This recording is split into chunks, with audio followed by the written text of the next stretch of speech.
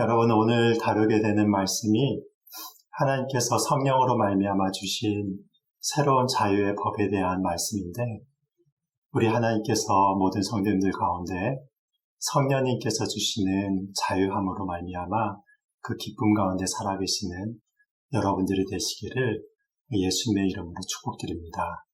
오늘 하나님께서 우리에게 주신 말씀은 로마서 8장 1절부터 11절 말씀입니다. 제가 먼저 말씀을 봉독해 드리겠습니다. 그러므로 이제 그리스도 예수 안에 있는 자에게는 결코 정죄함이 없나니, 이는 그리스도 예수 안에 있는 생명의 성령의 법이 죄와 사망의 법에서 너를 해방하였습니다. 율법이 육신으로 말미암아 연약하여 할 수 없는 그것을 하나님은 하시나니, 곧 죄로 말미암아 자기 아들을 죄 있는 육신의 모양으로 보내어 육신의 죄를 정하사 육신을 따르지 않고 그 영을 따라 행하는 우리에게 율법의 요구가 이루어지게 하려 하심이라. 육신을 따르는 자는 육신의 일을, 영을 따르는 자는 영의 일을 생각하나니, 육신의 생각은 사망이요 영의 생각은 생명과 평안이니라. 육신의 생각은 하나님과 원수가 되나니, 이는 하나님의 법에 굴복하지 아니할 뿐 아니라 할 수도 없음이라. 육신에 있는 자들은 하나님을 기쁘시게 할 수 없느니라. 만일 너희 속에 하나님의 영이 거하시면 너희가 육신에 있지 아니하고 영에 있나니, 누구든지 그리스도의 영이 없으면 그리스도의 사람이 아니라. 또 그리스도께서 너희 안에 계시면 몸은 죄로 말미암아 죽은 것이나 영은 의로 말미암아 살아있는 것이니라. 예수를 죽은 자 가운데서 살리신 이의 영이 너희 안에 거하시면 그리스도 예수를 죽은 자 가운데서 살리신 이가 너희 안에 거하시는 그의 영으로 말미암아 너희 죽을 몸도 살리시리라. 아멘. 우리가 어제 살펴보았던 것은 율법 아래에 있는 자들의 고통스러움에 대해서 살펴보았다면, 오늘 말씀은 성령의 법 아래서 해방된 자녀들이 누리는 특권에 대해서 기록된 말씀입니다. 여러분, 로마서 7장과 8장 사이에는요, 굉장히 커다란 어떻게 보면은 역설이라면 역설이고요, 그리고 반전이라면 반전의 그런 일들이 기록되어 있습니다. 이것은 마치 불과 얼마 전에 폭풍우가 몰아쳤는데 갑자기 날씨가 좋아지면서 햇볕이 들면서 너무나 화창한 날씨로 변한 것과 마찬가지 같은 반전이 있는 말씀이 바로 이 말씀이 되겠습니다. 이것을 나라에 비유해 볼 수 있을 것 같습니다. 여러분, 제가 여러 나라들 단지 선교를 다니면서 느낀 것이, 그 공항에 도착을 하면은요, 그 공항을 통하여서 그 나라가 어떤 나라인지에 대해서 대략적으로 감을 잡을 수 있습니다. 그래서 그 공기부터가 다르고요, 그 분위기부터가 달라집니다. 여러분들이 잘 아시다시피 우리나라는 바로 남한과 북한으로 갈라져 있습니다. 한 유전자를 가지고 한 민족으로 태어났음에도 불구하고 휴전선을 경계로 하여서 남쪽과 북한의 땅과 분위기야 그 법과 모든 것이 엄청나게 달라졌음을 알 수가 있습니다. 여러분, 왜 그렇습니까? 거기에서 취할 수 있는 법의 체계가 다르고요, 통치자가 다르면은 이런 엄청난 차이가 일어날 수밖에 없는 것입니다. 여러분, 이것보다 사실은 영적인 세계에 있어서 율법이 주관하는 세계와 성령이 주관하는 세계 사이에는요, 이것보다 더욱더 큰 간극이 존재하게 된다고 이야기를 하고 있는 것입니다. 여러분, 율법이 지배하는 그 나라의 특징은 무엇입니까? 율법 자체는 공정하고 공평합니다. 그것은 선하다고 어제 본문에도 이렇게 이야기했습니다. 그렇지만 여러분, 우리가 율법을 단 하나라도 지키지 않게 된다면 그 율법에 의해서 우리는 정죄함을 받고, 그리고 우리는 최종적으로 율법이 정하는 죄의 대가에 따라서 우리 모두는 영원한 사망에 이를 수밖에 없는 것입니다. 여러분, 가끔 가다가요, 국제 콩쿠르 대회를 보면은 1등이 없이 2등과 3등만을 뽑는 경우들이 종종 있습니다. 여러분, 왜 그런지 아십니까? 그 콩쿠르 대회에서 권위 있는 대회는 그 권위 있는 대회에 합당한 우승자들의 수준이 정해져 있습니다. 그런데 그 수준에 미달하게 된 참가자들이 다 나오게 되면요, 1등은 주어지지 않고 2등과 3등만 뽑는 것을 종종가다 볼 수 있습니다. 여러분, 율법의 세계가 이렇습니다. 율법은 우리들에게 상대적으로 우리들을 평가하는 것이 아닙니다. 율법은 그 율법의 완전한 모든 것이 지켜야만이 통과하는, 어떻게 보면 굉장히 공의롭지만 굉장히 우리들에게는 지키기가 불가능한 그런 법입니다. 그래서 3절 표현을 보시면 이런 표현을 쓰고 있죠. 율법이 육신으로 말미암아 연약하여 할 수 없는 그것이라고 얘기합니다. 여러분, 율법이 육신으로 말미암아 연약하다는 뜻이 무엇입니까? 율법은 바르고 선하지만 우리의 육신이 연약하기 때문에 율법의 요구를 지킬 수가 없습니다. 그래서 율법은 우리들에게 구원을 줄 수 있는 데에 대해서는 무능력하다는 것입니다. 그런데 그 구원의 역사를 누가 이루신다고 봅니까?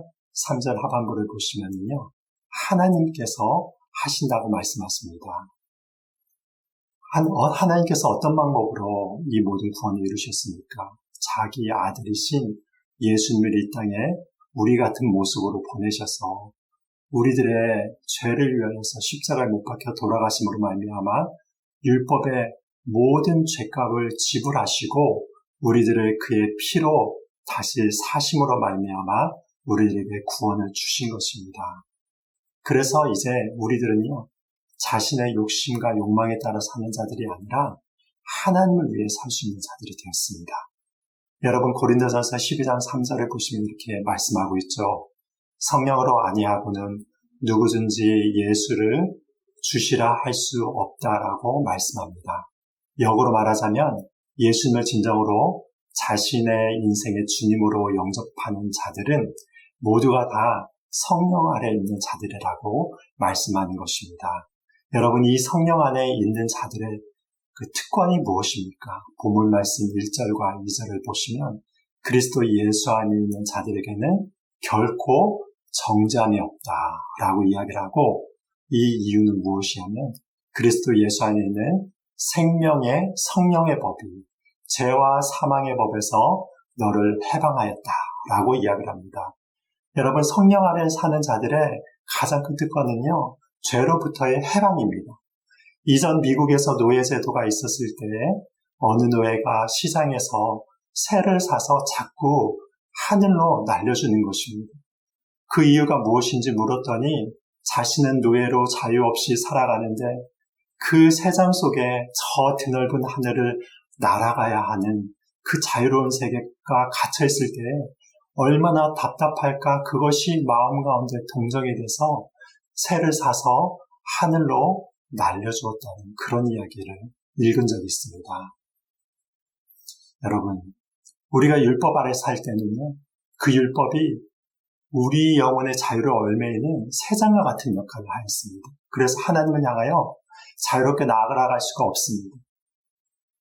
그런데 예수님을 영접하는 자들은요, 십자가 보혈의 능력으로 말미암아 하나님께서 우리를 그 보혈의 대가를 지불하시고 우리를 사셨기 때문에 죄로부터 모든 것이 해방이 된 것입니다. 더 이상 율법이 우리를 정죄할 수 없다는 것입니다.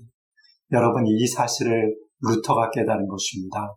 루터에게는 카톨릭 사제로서 늘 영혼을 마치 납덩이처럼 짓누르는 그 죄의 무게가 있었습니다.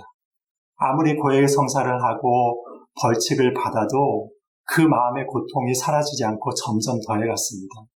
그것을 보다 못해 주임 신부가 루터를 로마로 보냈는데, 로마 가운데서 화려한 여러 가지 건물들과 분위기들을 보면은 그 우울증이 해소될까 하여 보낸 것입니다.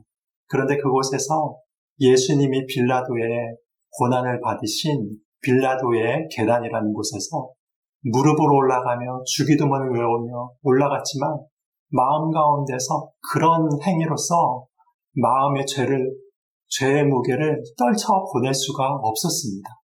그래서 돌아와서 그리고 성경을 읽다가 로마서를 읽다가 오직 의인은 믿음으로 말미암아 살리라라는 그 말씀을 접했습니다.